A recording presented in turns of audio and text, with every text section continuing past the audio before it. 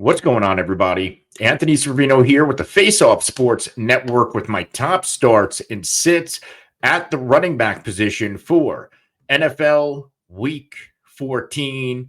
We're going to lead off with Tony Pollard, and Tony Pollard coming off of another down game. In fact, in 3 out of his past 4 games, he's been under 10.8 PPR points.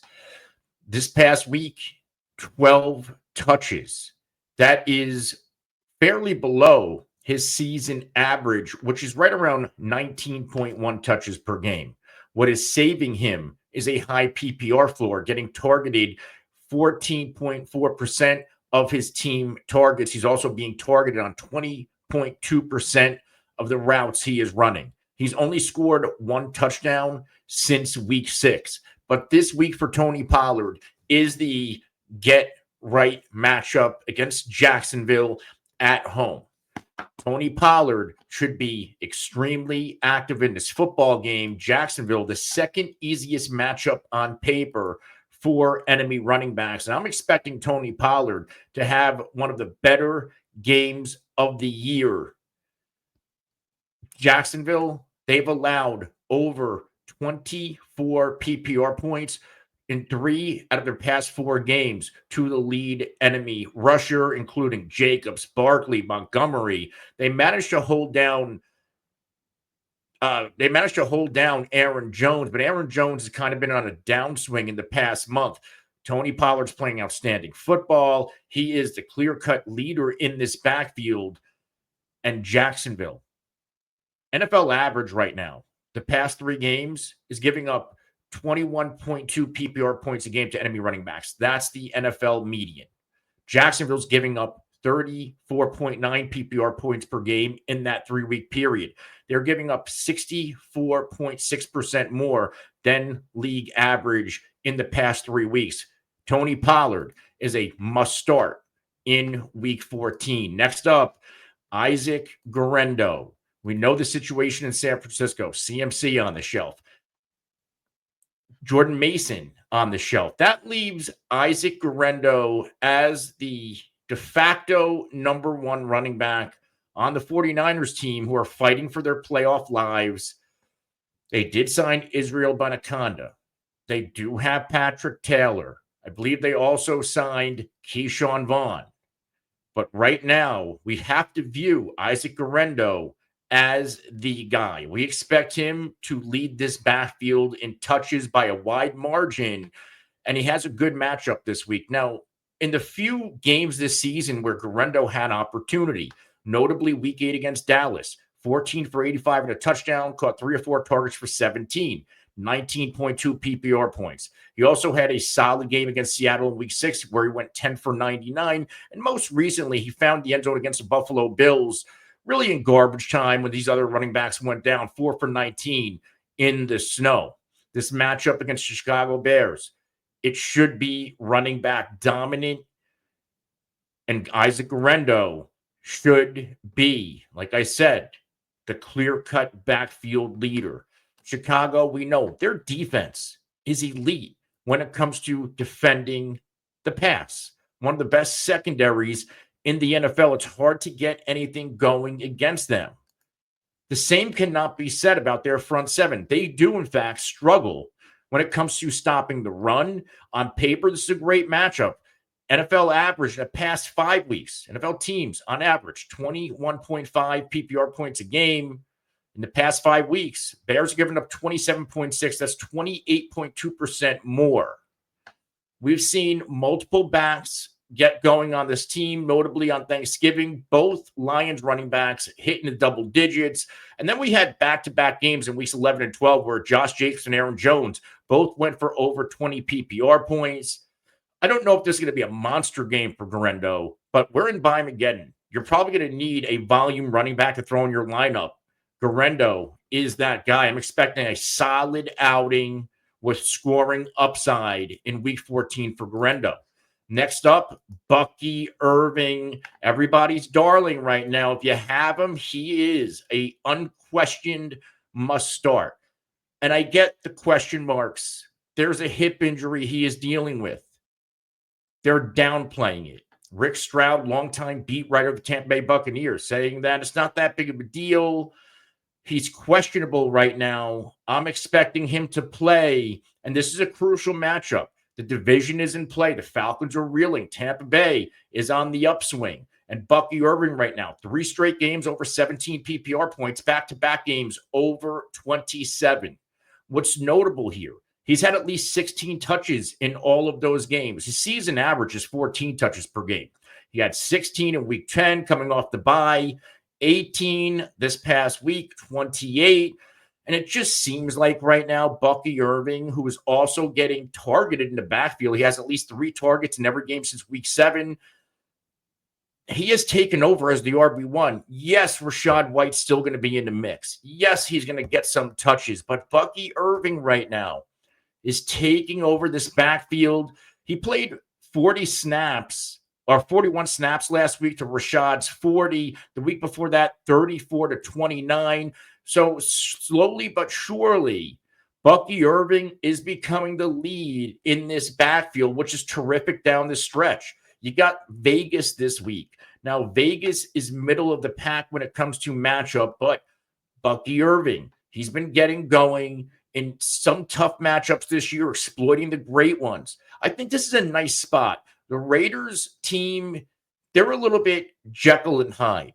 They're a lot better against the pass than they are against the run, and I'm expecting Bucky Irving to carry this workload, especially we have to consider that Baker Mayfield is a little bit banged up.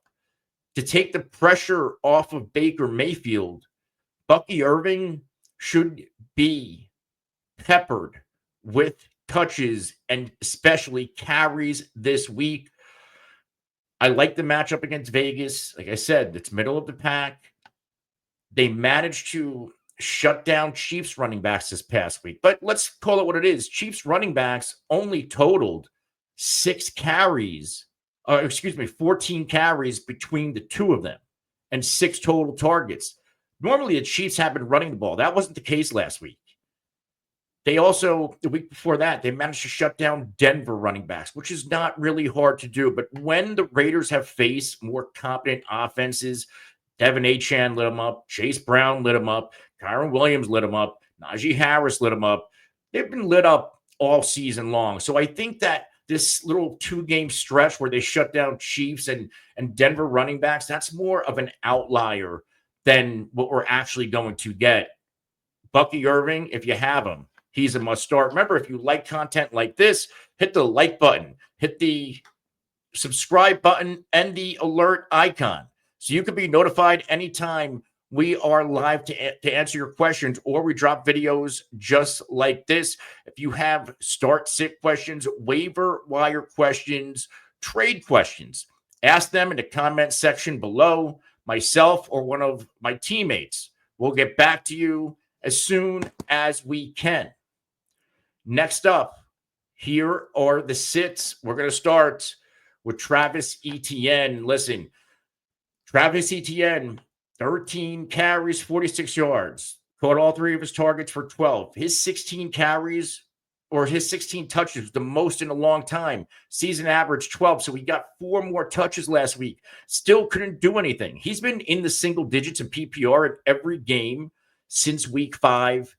Travis Etienne has not found the end zone in a long time. We thought we were going to get an uptick in this offense with Trevor Lawrence coming back. He, of course, takes that dirty hit. He's knocked out again. So we're once again back to square zero. Bad offense, bad quarterback, not a lot to hang our hats on. And now you get the Tennessee Titans. This defense is regressing a little bit, but they should be able to shut down the running back attack or lack thereof of the Jacksonville Jaguars. There's nothing to trust here. Now, I get it. By Mageddon, 6 teams on a bye.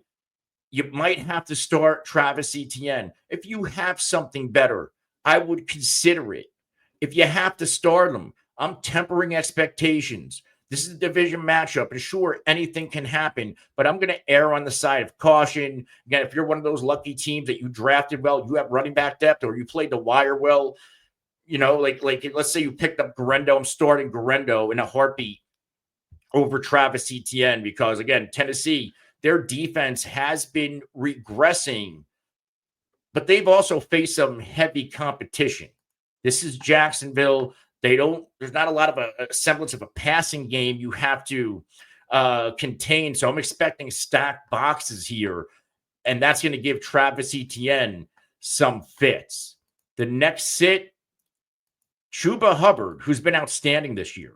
He's gotten a lot of people who have him in fantasy, a lot of wins, got him into the playoffs. He looked like a league winner.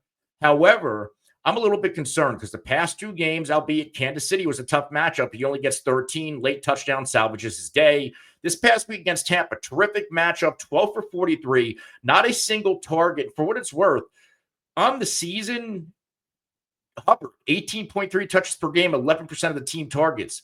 He had 12 touches last week total, including 0 receptions, 0 targets. The past 2 games before that, 6 and 5 targets. So is this because Jonathan Brooks is there? Now, let's be fair here. Chuba Hubbard did lose a fumble in 2 out of his past 3 games. Maybe they want to see what Jonathan Brooks has, because for what it's worth, Brooks last week in his second real action of the season, he got a little bit run. 14 offensive snaps, 6 for 18 on the ground, caught all 3 of his targets for 23. But what's notable, he had 2 red zone targets and 3 red zone rushes, including 1 rush inside the 5. He didn't cash in, but getting 5 red zone touches, that's pretty big. And that's pretty concerning if I'm a Chuba Hubbard fantasy manager. The matchup here is not great. Philadelphia, an ascending defense, one of the best defenses in the NFL right now. Chuba Hubbard, again, if you have to start him, I get it. It's by Mageddon. But he is one of my top big name sits of the week. Next, and the final sit, Chargers running backs.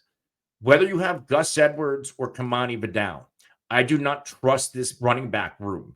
Without J.K. Dobbins, this offense has been a mess. They can't get anything going. Remember Justin Herbert when he was playing electric football? He looked like, here comes the reemergence of Herbert. Well, now he's gone back-to-back games without a touchdown. Both of those games, J.K. Dobbins was either out or sidelined for a lot of it because of an injury. They can't run the ball with these other guys. Gus Edwards, 9 for 11 and 1 against Baltimore. That was the game where Dobbins got hurt. Last week, 6 for 32. And then Vidal was barely involved last week. We thought, hey, maybe he sees some more opportunity. Kimani Vidal, 4 for 20, no targets. Hassan Haskins, 6 snaps. Vidal, 12. Gus Edwards, 24 snaps. This backfield is something I am completely fading. I'm completely out on.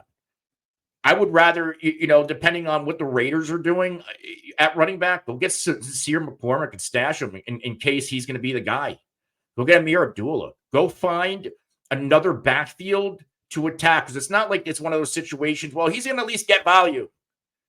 Even with J.K. Dobbins gone, neither one of these backs is getting enough touches for me to trust them in my fantasy lineups. Outside of that plotting touchdown 2 weeks ago, Gus Edwards has been not even a blip on a fantasy radar. And now you get Kansas City, the number 1 defense when it comes to containing enemy running backs. It is not even a question. We are absolutely sitting Chargers running backs until further notice.